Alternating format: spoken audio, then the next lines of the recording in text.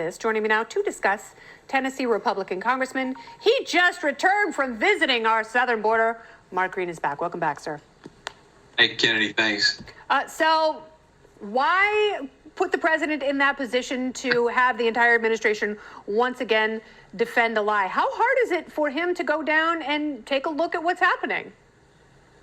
Well, it's not hard at all. He's got this big jet 747 called Air Force One, and it can land in El Paso, Texas very easily. So I have no clue why he's never been. It's a massive crisis, as you and so many others have described, out of control, Americans dying to fentanyl overdose, the crime at the border, all those things. And yet this guy totally ignores it. He knows if he goes, honestly, lots of cameras will go, and people that they've been telling other lies to, like it's not a crisis, will know it's a crisis.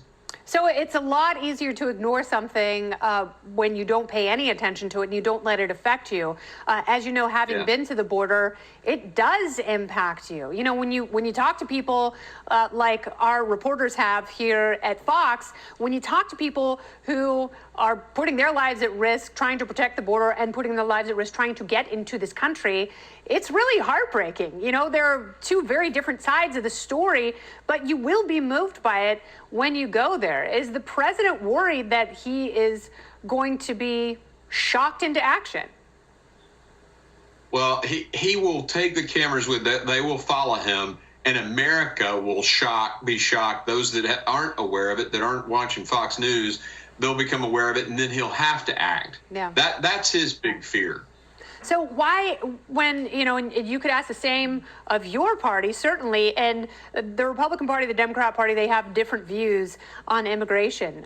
You know, the Democrats passed Obamacare when they should have passed immigration reform. They had the same opportunity since January 2021. Why have they not taken that up if it's such an important cause to them?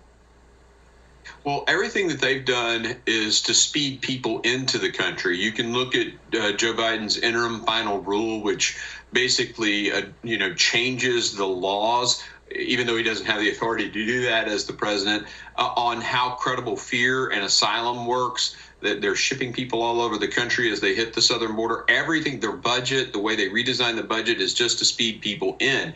What they're after is getting, and this year alone, it'll be about 3.5 million people that will come into the United States. I mean, this is about power for them. They genuinely believe that these folks will, have children, they'll be American citizens, and they'll vote Democrat. That's what they're doing. They're not trying to give charity or help people in need. This is about their own power. Well, that is incredibly condescending to assume that because of where someone was born, they're going to vote a certain way. All you have to do is look at the numbers of people demographically who are shifting parties because there are things more important to them than being forced into a box by statists. Right. And Latin Americans are actually making that shift faster than anyone else. If you look at the demographic, he has the worst approval rating in, it's Latin American. So I don't understand Latinos. I don't understand what he's thinking. It doesn't make sense to me, but that's the only plausible explanation. He's not thinking, he's napping, and he should go back to night-night and let some of the big pants people do the real work. Congressman Green, thank you very much for your time. Thanks, Kennedy. Take care.